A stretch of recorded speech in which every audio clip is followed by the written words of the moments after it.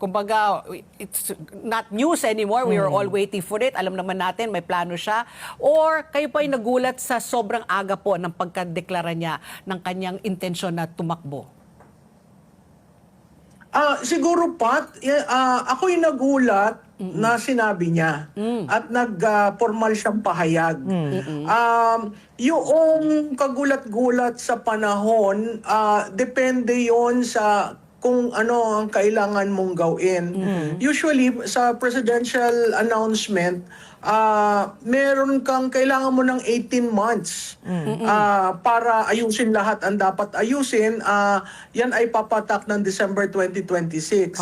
Ngayon, nagkaroon siya ng 28 months. No? Yeah. 10 buwan ngayon, 12 buwan next year, at yung 6 months going into the election day. Yeah. Nagulat ako dahil nung ginawa niya, kung titingnan mo, wala doon yung seal ng Vice President, Yes, at wala yung tinanggal. flag ng Vice President. Correct, O, oo. tapos nakakulay siyang itim. Opo.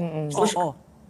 Wala, hindi ko actually siya nakita kasi on the way back ako ng Manila. Nakita ko lang yung transcript itself. Yes. So, hinintay kong makita kung paano niya dineliver. At seryoso ang kanyang delivery. At may pagka-cold-faced yung mukha niya nung dinideliver. Ako, ang tingin ko kaagad doon, seryoso na ito. Na gusto niyang bigkasin ng ganitong kaaga. At para rin siguro masagot na niya talaga yung hinihingi ng kanyang mga supporter. Na magkaroon ng leader, magkaroon ng muka, ang anti-Marcos bloc. Opposition. Sinasabi kong anti-Marcos kasi napakagulo nung mukha ng oposisyon. Diba? So, very clear, anti-Marcos bloc yung kay BP. History, di ba? Historically, yung mga maagang nagdeklara, dinudurog eh.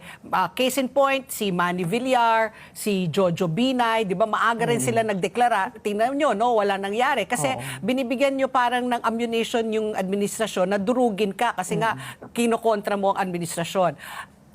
Ano sa tingin nyo, sabi nyo nga, VP Sara speaks her own mind, she doesn't mince words.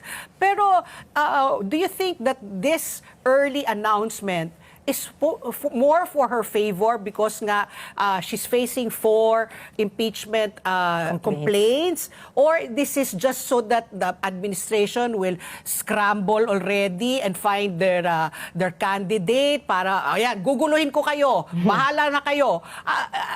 Paano kayo tumatakbo po ang utak po ni VP Sara, or all of the above? Tama yung mga sinabi mo, no?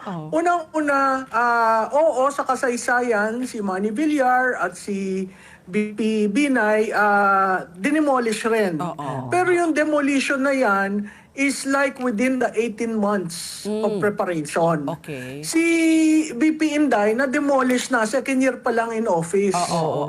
So, doon sa pahayag niya, sinabi na nga niya na may isang linya dyan na sinabi niya, sa unang ilang buwan pa lamang, nakita ko ang hindi pagiging tapat ng administrasyon. At alam kong babalikan ako sa impeachment. So, tapos pangalawa, meron rin siyang sinabi dyan na matagal siyang inaatake ng buong makinarya ng kapangyarihan. Pagkatapos, ang sinabi nga rin doon, marahil matagal na rin akong hinatulan sa mata ng iilan. So, meaning, durog na siya. Ano pa namang idudurog ninyo, di ba? So, parang sa akin, kung gagamitin mo yung barometro ng kasaysayan, tama naman na paaga ka maghayag, talagang dudurugin ka. Ito hindi pa siya naghahayag, dinurog na siya. Kumbaga maghayag na lang ako, ano pa ba namang itatapon mo sa akin? Kumbaga nating tulus na, so Nating go on the tulus na. offensive na Oo. siya, no? Yes. Also, Prof, what do you think is the best and worst case scenario po dito sa kanya maagang pagdeklara?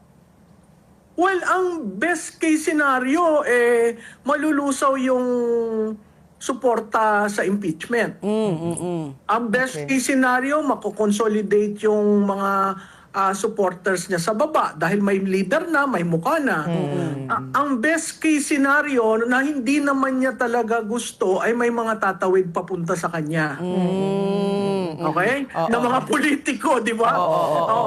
Ang best case scenario ay ang mga oligarchs Bibigyan siya ng pondo. Sandali lang, hindi seryoso na ito, di ba? So medyo mag-aalangan sila. Bakit? Kasi lahat ng surveys pinapakita na siya ang frontrunner. Correct, Oo. Malaking bagay yon sa time series kasi kung ikaw ang frontrunner, bumababa ng konti pero nakaka-recover. Malaking bagay yon. Oo.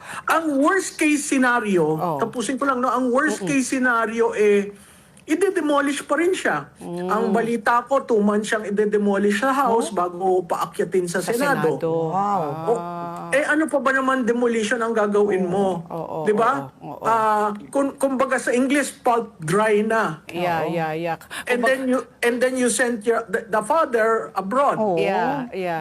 So essentially wala siyang hahawakan kundi titindig siya sa sarili niyang lakas. Senator Robin Padilla, hinihikayat niya si Senator Amy to be the vice president candidate naman. Sabi niya, it's about time, women power, ganyan-ganyan.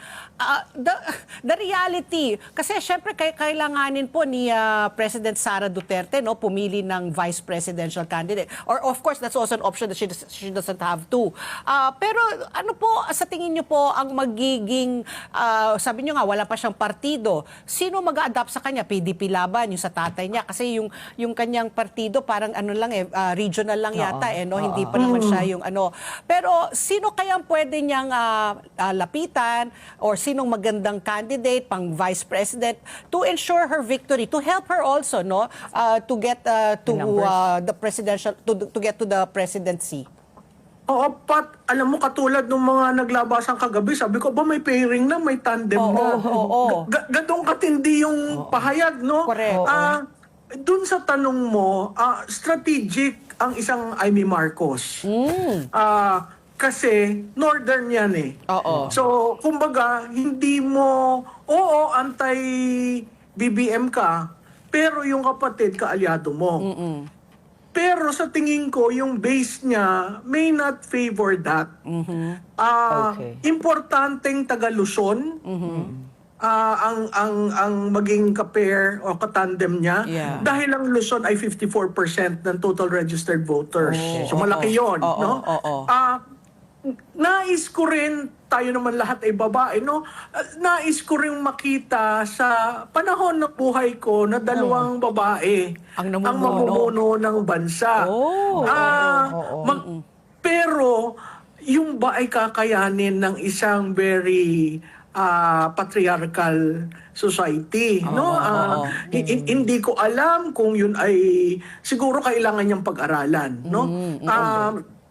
Natutuwa ako na si Senator Padilla hindi ino-offer yung sarili niya considering he is from Luzon and has a very large number one. He was number one sa Senate. Kasi pinagbawalan na siya ng asawa niya tumakbo for next election si Mariel.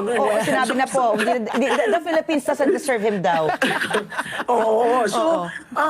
Nakakatuwa na nabubuksan niyang pintong yan, napapag-usapan ang role ng Vice Presidente, napapag-usapan in the light of Inday Sara. So mahalagang parte yan ng proseso. Okay, siguro follow up lang po dyan, dahil medyo maanghang din yung mabitang salita ni Senator Amy, although as we know, it's still very strategic, kung paano niya sinabi. Pero ito po, how does it sit on you nung sinabi niya na kung ako man, not verbatimly, pero kung ako man ay pipiliin bilang maging vice-presidente, sunod-sunuran lang naman ako dyan Ano pong implikasyon nito sa kanilang power dynamic? Well, I think ang isang Marcos mabigyan ng pagkakataon uli sa national, susunod lang siya talaga kay Inday kasi makikita mo there are two strong-willed women. They know their place under the sun. Nobody can tell them, you do this, you do that. You will have to fight it out with them. for them to even consider, oh, you have a point. So, Okay. ganun yung power dynamics nila na minsan, pag pumasok ka sa room na nandun yung dalawa, parang na-overwhelm ka kasi... Oo. Very Alam mo strong, naman, ano? Alpha, alpha female. So, di ba? So, it doesn't mean naman po na, it doesn't mean literally na magiging sunod-sunod lang po si Hindi naman, Amy hindi. pag siya yung naging vice presidente. Because it doesn't, to be honest po, it doesn't sit well with some of the constituents nga. Nung sinabi po ni Senadora Amy na, sunod-sunuran lang ako yan. Ano po yun? Parang, ano ka lang, puppet ka lang? Ganun po ba yung implikasyon nito? Naku, si Senator Amy pa. Ayun na nga, di ba? Ang tapang na kinobra babae. niya yung kapatid niya na presidente. Ayun na nga, walang takot. Walang takot. Unang-una, mas may edad siya. Mas tama. may experience siya. Ang foreign policy is very important to any administration. So, yung sunod-sunuran, ang tingin ko, ang pagkasabi niya noon ay on major issues, Okay. susunod ako. Okay. Pero nasa execution yun, kailangan mo rin na magaling na implementer. Hindi lamang ideas, hindi ideation, hindi pero yung magaling mag-implement. Yun ang nakikita kong problema nitong administrasyon na to.